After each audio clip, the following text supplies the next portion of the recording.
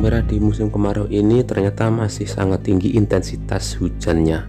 Banyak sekali tanaman bawang merah petani dusun Miridudo Mirikambar Subur Kempol yang daunnya lemas lunglai karena terlalu tinggi unsur nitrogen akibat adanya hujan yang sangat intens. Di video ini kita akan membahas bagaimana cara merawat tanaman bawang merah biar makin tegak dan kokoh untuk menghadapi musim yang sangat ekstrim ini.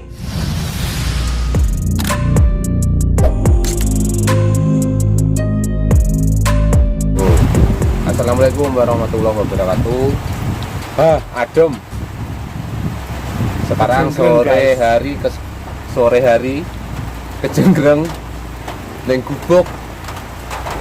Sudah sekitar setengah jaman hujan.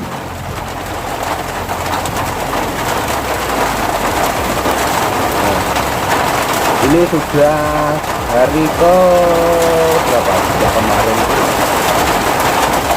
8, terus sekarang 12 ya, 4 hari yang lalu barusan kita, jadi 4 hari setelahnya kita ambil lagi gambarnya. Sudah senang.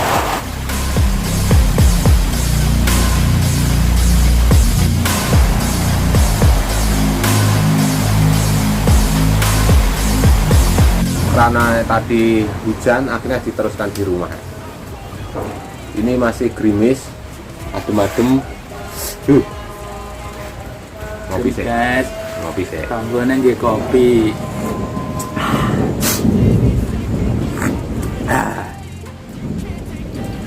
Jadi untuk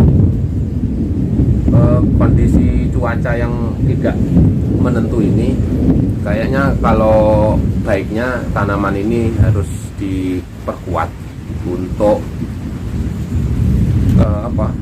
daunnya maupun juga popornya. Jadi nanti kalau bisa selayaknya kita tanam di cuaca hujan ya. Masalah nanti terus kemudian panas lagi dan sebagainya, tidak masalah, nanti bisa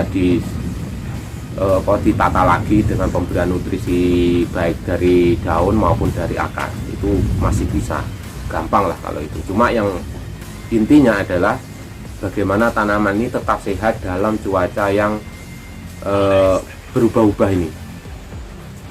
Besar kalau hari ini hujannya sangat tinggi, kita harus tinggikan porsi fosfat di masa vegetatif ini, serta pemberian juga kalium, nitrogennya agak ditekan sedikit. Nah, sebelum kita bahas itu, tadi pernah sempat disemprot ya tadi. Nah, mau wis nyemprot saja nih, cuma terus hujan tadi pagi maksudnya. Ngucik obat ngucik mau Titan nih gitu. nah, Titan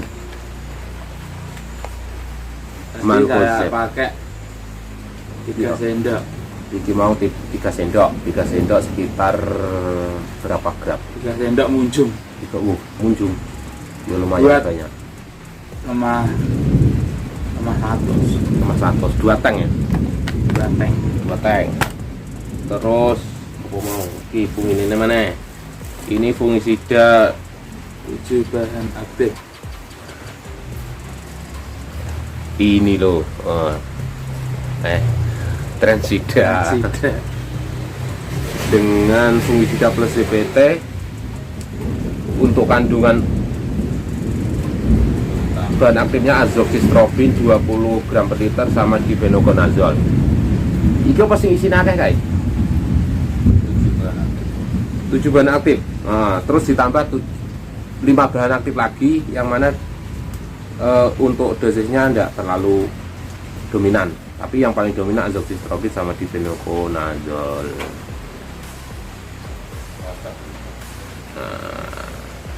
Iki mau pirang sendok? 2 sendok. 2 sendok 10 milinan. 2 sendok untuk tanah 100. Tank 2 tank. Sak tenge? Sak tank 1 sendok. 1 sendok. Karena ini bahan aktifnya difenoconazole, bahan aktif triazole sama azoxystrobin, memang layaknya masuk di generatif. Cuma ya benar memang cuacanya seperti ini, fungsinya untuk menguatkan daun, menebalkan daun, mengantisipasi cuaca yang tidak menentu. Terus apa nih? Wes, Gomek. Gomek ini. Gomek bahan aktif. Gomek, Abamectin. Abamectin. Ayo, Kelet guys. Kata Gomek, Abamectin 37,5 gram per liter, 37,5%. Lumayan tinggi. Pirang sendok ini mau? 1 sendok 5 mili. Nah, untuk tahap awal enggak usah Awal banyak-banyak. titik-titik, Dan kayaknya lah masalah ular enggak terlalu ya, ada. enggak terlalu banyak. Nah, dengan Tapi pas nyemprot mang kleper-kleper munggah-munggah udah. bayo calo deh. Lek masalah kleper kuwi sajane iso di lebokne bahan aktif sejenis pirateroid sing model kontak cepet. Deltametrin terus sipermetrin iku kuat kuwi, tinggi ngusir kleper ki mau. Utawa sumo, tapi lek sumo itu beta-sifulutrin itu lumayan panas. Kalau dosisnya kita tidak sesuai dosis, biasanya bawang merahnya daunnya terbakar. Itu kuat juga sumo. Marsal pun juga bisa.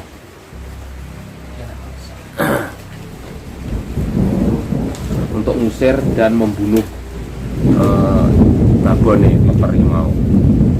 Lah, untuk ke depan dengan cuaca yang seperti ini, kalau pengalaman saya di usia 12 hari setelah tanam up ke atas sampai 25 itu biasanya saya masukkan MKP, karena di MKP itu porsi isinya yang terbesar kan fosfat kalium. sama kalium 50%-an lebih, kaliumnya 34. Jadi dengan fosfat yang tinggi ini nanti akan mempertebal daun dan juga memperbesar popor, sehingga ketika daunnya tebal, popornya kuat, insya Allah nanti untuk masalah-masalah terkait cuaca yang tidak menentu ini bisa teratasi.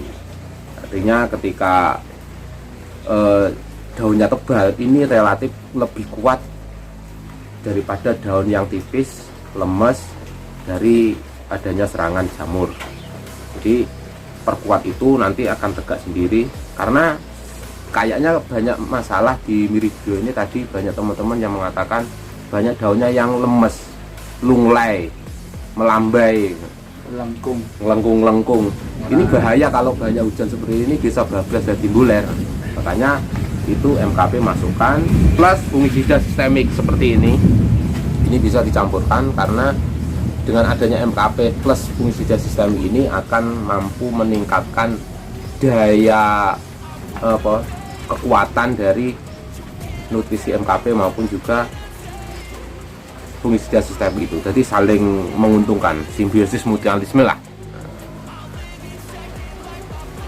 Tapi kalaupun hujan yang terlalu tinggi, kalaupun sampai pH-nya ngedrop, ya wajib dikasih kapur. Pasti lah ini. Tapi Ya rencananya seperti itu. tapi kok dasari akeh kayak gitu. 4 sak. 4 sak.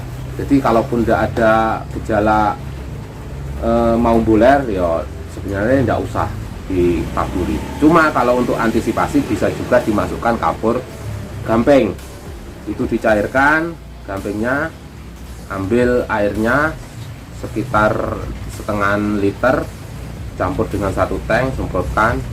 Nanti insya Allah daun itu akan terlindungi dari adanya potensi-potensi serangan jamur ataupun buler khususnya.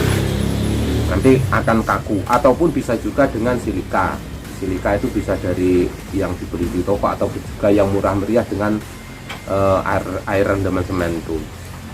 Seminggu sekali bisa dimasukkan 500 ml, itu masih sudah masih bisa lah, setengah liter itu. Tapi kalaupun dari dosis terendah bisa dimasukkan 1 gelas sekitar 250-an ml. Itu untuk dosis terendah. Bisa nanti ditingkatkan sesuai dengan perkembangan umur, bisa sampai ke setengah liter ataupun dua gelas. Jadi seperti itu rumus perlakuan bawang merah di musim penghujan. Kalaupun hari ini musim kemarau tapi cuacanya banyak hujannya, bisa dipraktekkan cara-cara petani bawang merah musim hujan seperti itu. Pokoknya intinya tanaman biar tetap sehat. Iya, terus menurutmu lek tanduranmu piye? Ya rencananya ya kalsium dilebok. Kalsium, Silika kuwi. Bisa ada tuku kalsium sih. Rencanane kalsium. Pokoknya kalau kalsium tidak usah dicampur dengan pestisida, karena rata-rata pestisida itu larutannya asam. Nah, asam ketemu kalsium yang basah nanti berlawanan, akhirnya malah tambah fungisidanya yang kalah, karena dia fungisida itu bisa efektif di larutan asam. Kalaupun dimasukkan basah akhirnya netral, bahkan bisa naik ke pH yang tinggi sampai basah, artinya fungisida tidak akan bekerja karena tidak di lingkungan optimal dia bekerja, karena dia biasanya asam. Terkecuali fungisida seperti tembaga, khusus tembaga itu bisa dicampur dengan kalsium, karena tembaga itu termasuk larutan yang basah, dia aktifnya di kondisi larutan yang basah, itu khusus tembaga. Kalau yang lain rata-rata asam itu. Wis tak iki mang kamu obat itu dok. Nah, itu jadi lekat ya, umum aja. Jadi seperti itu Kang Bayu cara kita mengantisipasi cuaca yang tidak menentu. Intinya sehatkan tanaman, jangan sampai penyakit bisa masuk menyerang ke tanaman kita. Perkuat tanaman, akhirnya tanaman bisa sehat, perkembangan tanaman itu tidak terganggu, dan akhirnya nanti akan optimal di fase akhirnya hingga ke panen. Oke, itu dulu Kang Bayu sharing kita di kesempatan sore hari ini yang hujan-hujan gerimis. Semoga manfaat.